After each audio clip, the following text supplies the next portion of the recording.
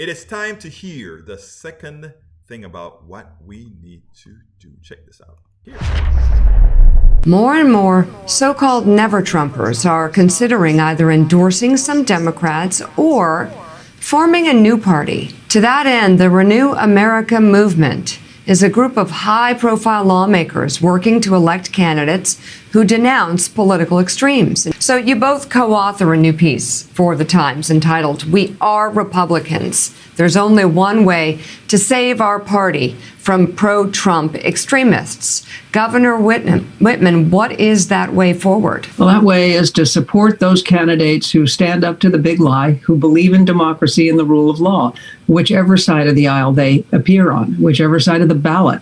It's getting Republicans to understand that if their choice is a Republican extreme candidate versus a centrist Democrat, they should vote for the Democrat, and vice versa. Because it's been fascinating, because since we put out this op-ed, I've had almost as much response from Democrats saying, we hear you, we're worried, we're ready to cross the aisle, as I had from Republicans, which tells you there's a real hunger out there for the center to find some place to go, and that's what we're trying to create. But starting with, because we're Republicans, trying to get the Republican Party back to the center by supporting the kinds of candidates that represent what the party used to stand for. Christine, I wonder what these historic times are really ready for.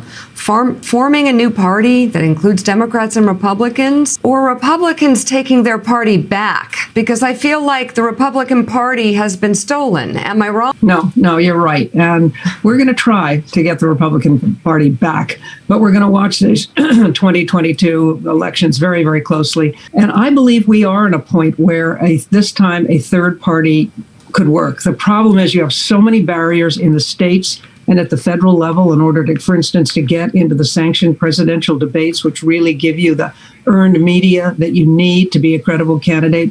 Those barriers are just incredibly biased. It's not supposed to be for a Republican or Democrat, it's supposed to be unbiased. They're not. And they make it almost impossible for anyone outside of the two major parties to stand on those platforms.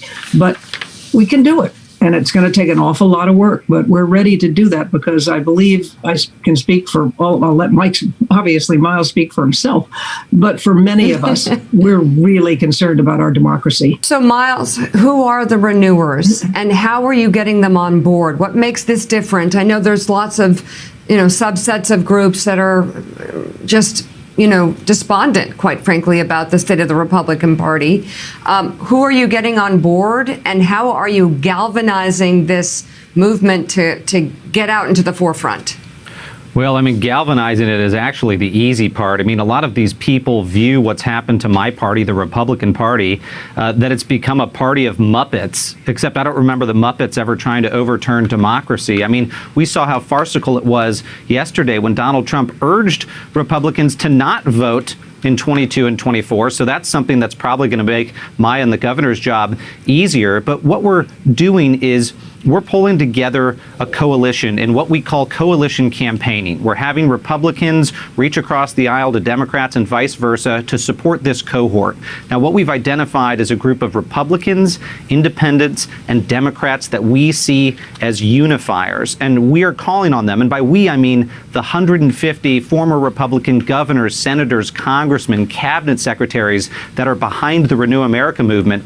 We're calling on Republicans around the country to go support these moderates that we're releasing today and put country over party. And we think that's the only way to not just save the GOP and give it an opportunity to reform by protecting some of the good Republicans, but protecting our democracy from GOP control of bodies like the U.S. House of Representatives. And the last thing I'd add to that, Mika, is this has worked before. It worked in the 2020 election. The governor and I and many others tried to mobilize disaffected Republicans to flip and support Joe Biden. And in key battleground states, President Biden largely was able to win because of those Republicans that flipped sides. So this is doable, and we're urging voters to now do this at the local level in the midterms.